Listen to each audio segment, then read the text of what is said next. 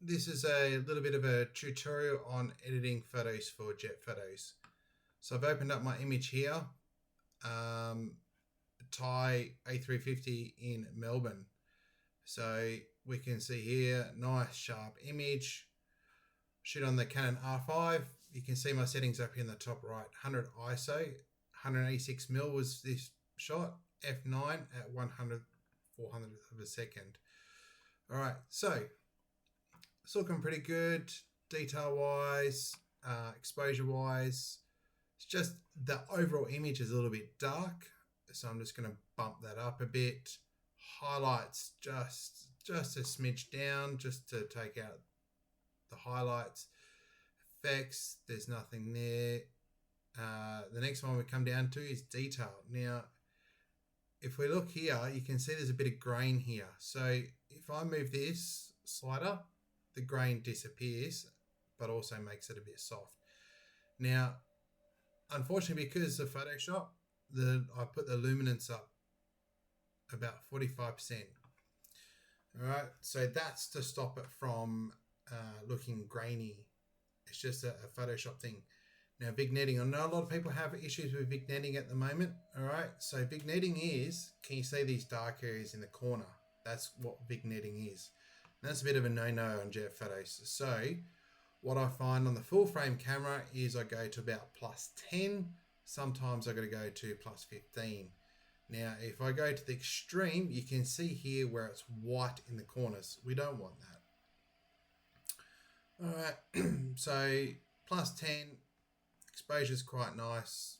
I mean, I could come up here and add a bit of contrast, but yeah, each to their own.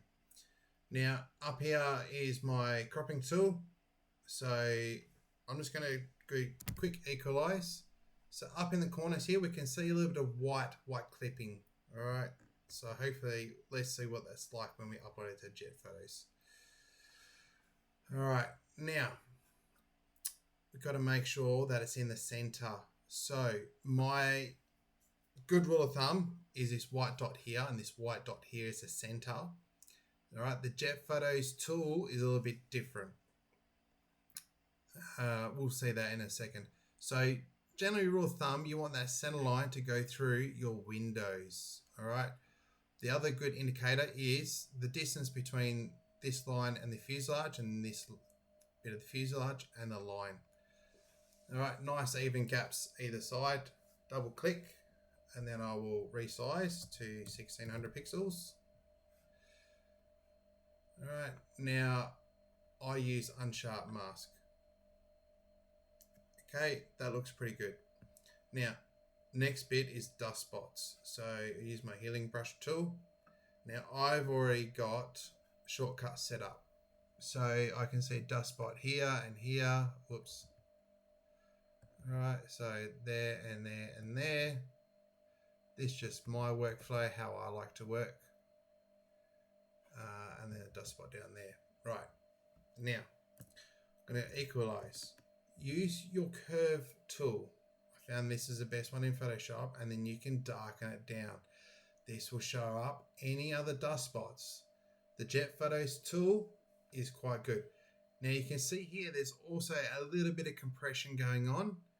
All right, that's because I use the denoise tool a little bit. All right, but that's okay. It's quite acceptable. Now I'm just going to do auto levels. Now this image is a little bit flat, so I'm not going to upload this. Now there's a bit of high sun. There was high cloud on this day in Melbourne, but I'm just doing this to showcase how to edit. All right, so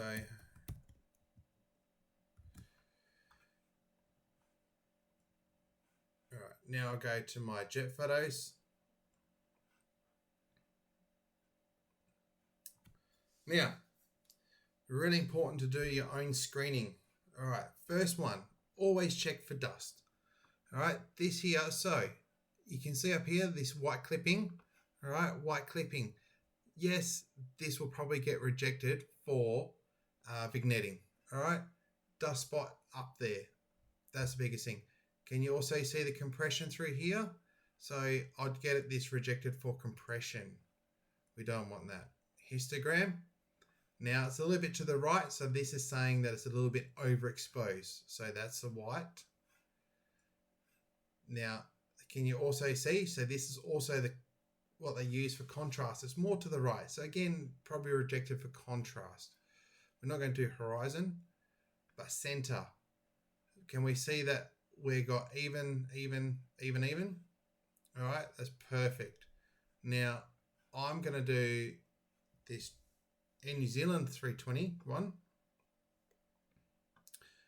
All right, again, I'm going to do check for dust. All right, we've got a bit of compression up the top there and a dust spot up there. All right, but there's no vignetting in the corners and another dust spot there. All right, histogram, bang in the middle. It's good to go. RGB for contrast, it's in the middle. Good to go. All right, center. Now this is another one. You can see here where the box, this is a box that the screeners use. We've got big gap down the bottom here and a small gap up here. So this could be rejected for not being in center. So again, it's one of these things that it's just a couple of tools, just so you guys know what to do.